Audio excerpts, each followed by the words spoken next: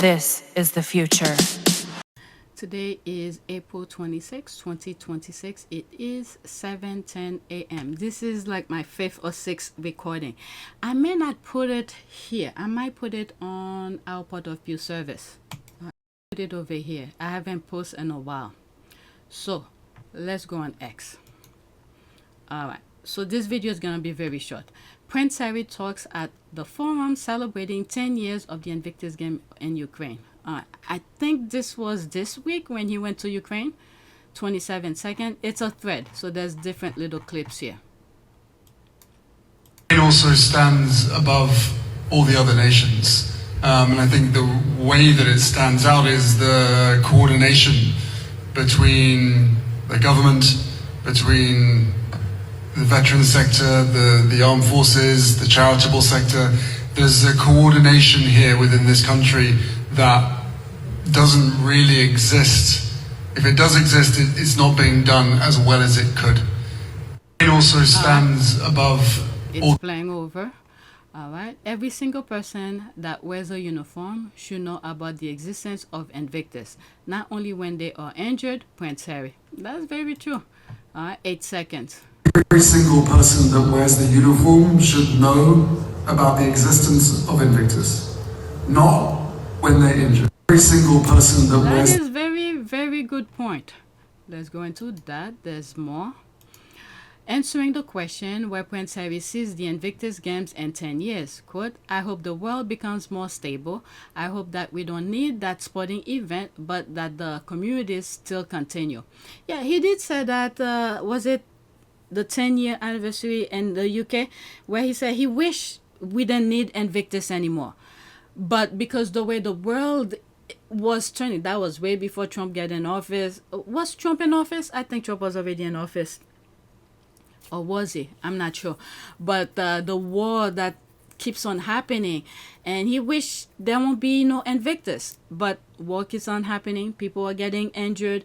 The mental aspect of people keep on happening. So they want to provide that platform for them to find help, because majority of the time their respective government are not helping those veterans. Look what's happening in the US. Completely 360 or 180 from when previous president until Trump. Trump is like putting them in more misery.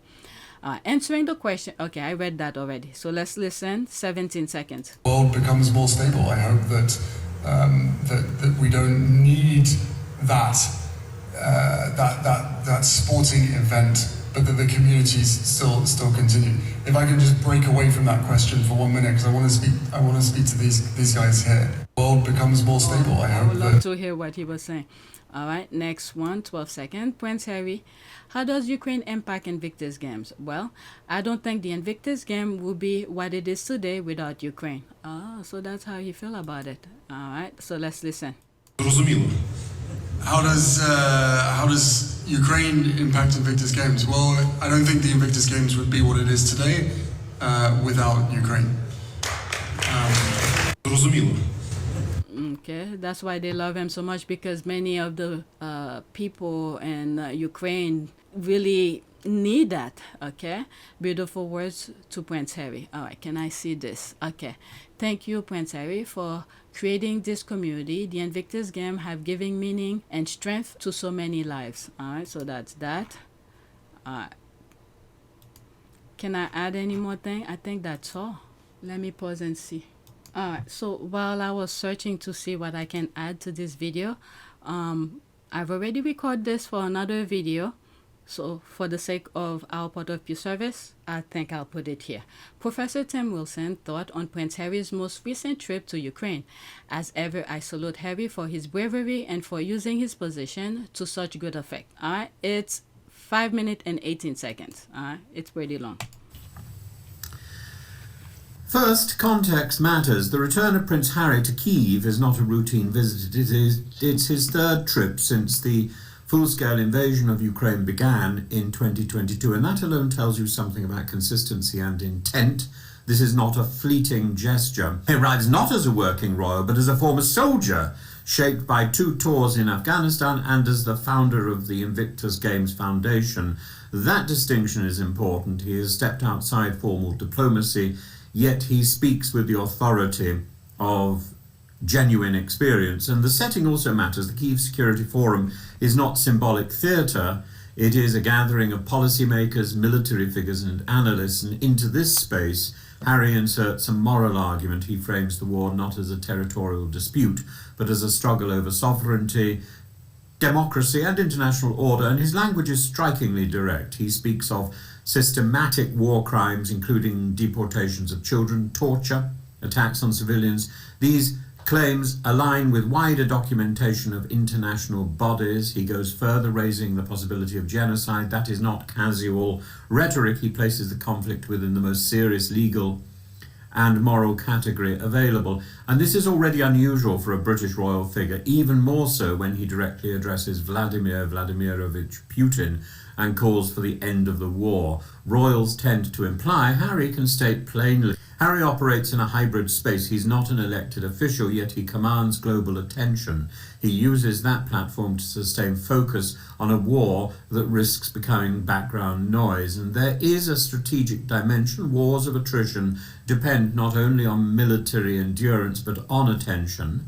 And public fatigue benefits the aggressor. Harry's message is aimed at much at Western audiences as Kyiv. He warns against numbness, and he is right to do so. He's right to warn America that it signed the Budapest Memorandum. He's right to warn Britain that it too was a signatory. And the present move towards suggesting that the war should be Europe's responsibility forgets those signatures on the Budapest Memorandum. And he's right to call Putin's attention to the signature of Russia on the Budapest Memorandum. Thirdly and finally, the significance of this visit lies in the intersection of symbolism, memory and practical action. Harry's work in Ukraine is not confined to speeches. He's long supported the Halo Trust, an organisation closely associated with his mother Diana, the Princess of Wales. That legacy matters. Diana's walk through a minefield in Angola in 1997 reshaped global attitudes to landmines, and Harry extends that legacy into a new war. He also focuses on rehabilitation. The Invictus model addresses the long tail of conflict. War does not end when fighting stops. This gives Harry's intervention a different tone from standard political speech. There is also a contrast worth noting. While major powers debate strategy, figures like Harry highlight human consequence. That cost is deliberate. It shifts the frame from abstract global politics to the lived experiences. At the same time, there is risk. His prominence invites criticism, of course. Some will argue that he oversteps. Others will question the effectiveness of such interventions as Prince Harry's, yet visibility itself carries weight. In conflicts where attention fades, even symbolic acts have strategic value. Of course, there was a great deal of security surrounding this visit. Harry arrived by train. He was greeted at the station. But that train journey would have been a lengthy journey, and it was cloaked in secrecy. And in the end, this visit tells us 3 things. First, the war in Ukraine, and how I said that this is Harry's 3rd visit to Ukraine. It's extraordinary. First, the war in Ukraine still depends on sustained international focus. Second, the lines between politics, humanitarian work and public influence are increasingly blurred. And third, individuals outside formal power structures can still shape the narrative of a conflict. Harry closes with a simple idea. History will judge not what was said, but what was done. And that line captures the tension of the present moment. Ukraine has acted. The question he leaves hanging is whether others will match that resolve. I hope they will. And as ever, I salute Harry for his bravery and for using his position to such good effect. Well, you see what's happening here, you see what's happening in Iran. What do you think about the world your children are going to grow up into? The sort of fears that we might be hurtling towards World War III, and I wondered if that is something that worries you. I think that, look, there's the here and now in Ukraine. You mentioned Iran. I would say it's across the entire Middle East and huge other parts of the world, Africa. There are conflicts everywhere. Yep. There is an immense loss of life and psychological impact that's having on people, civilians, citizens, communities, people who are caught up in all of these conflicts, people who are being specifically targeted in these conflicts. So, you know, the answer to your question, Jerome, I think everybody's scared, everybody's worried for what is potentially around the corner, but also what is happening now. But at the same time, what I'm continually told, what I see is the vast majority of the global population want to see an end to these conflicts, less conversations about war, and more conversations about peace and how we can come to the table and have these conversations. So yes, the future does look bleak, but I think that hopefully with the way that the world is reacting to the conflicts that are happening, that we can see an end to these sooner rather than later. Let's talk about your speech yesterday. I mean, I thought it was a significant intervention, and you said you weren't a politician, but you mentioned American leadership, Russian leadership. Now you're no longer a working royal, and heaven knows there's been enough comment about that over the years. Do you feel like emboldened, the shackles are off, free to say things about the world you couldn't say before 2020? Look, I think the Overton window has shifted somewhat over the last 5 years, and I think that at the same time, it's what would worry me is if we live in a world where anyone in my position or anybody anywhere can't speak about the very things and the realities that we're seeing, and to hold those in leadership positions accountable, but also be able to try to encourage more support where support is needed. So I think there's a lot to be done. As far as shackles, you know, from my perspective, we need to be collectively as a global community, we need to feel empowered to be able to speak truth to power. It's really that simple. It's bad enough in today's world feeling gagged and saying that you can't say these things and can't say that, and that everything becomes political. I fundamentally disagree with that.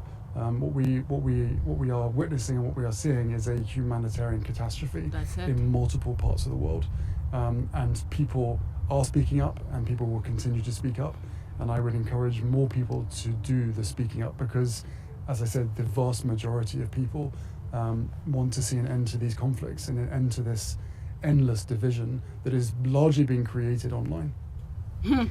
Harry, do you recognise that phrase, not a working royal? I mean, it strikes me, you're obviously from the royal family, you're here doing a trip, bringing attention to a really important cause that risks being forgotten. Do you recognise that description of you? No, I will always be part of the royal family, and I'm here working and doing the very thing that I was born to do. And you know, and I enjoy doing it. I enjoy being able to do these trips and come and support the people that I've met before, the friends that I've made, and hopefully bringing attention to issues that, you know, for one reason or another drop out of the news because something else has popped up.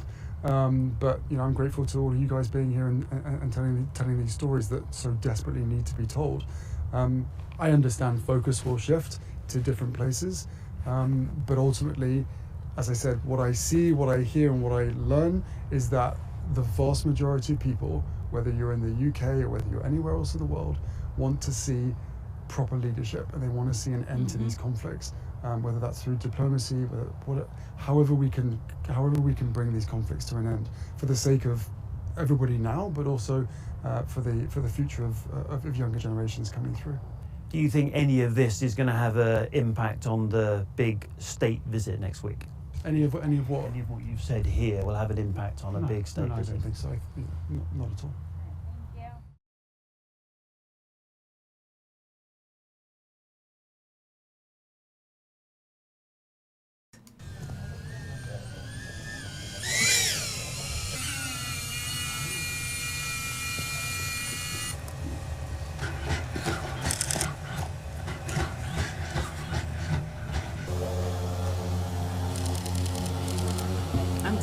During the Ukraine war, a lot of things have been created. It's playing over.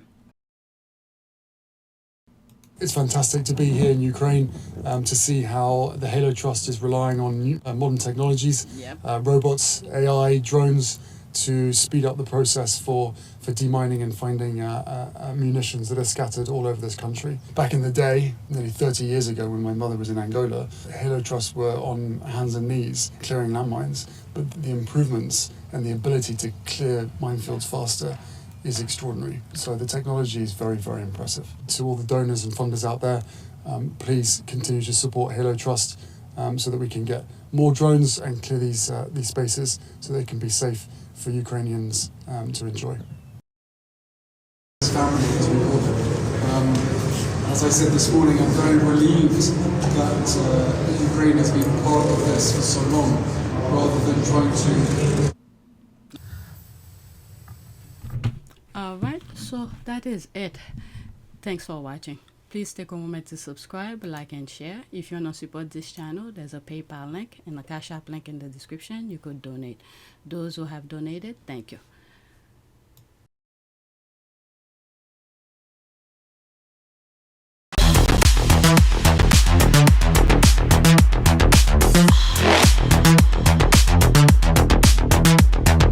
Evolution.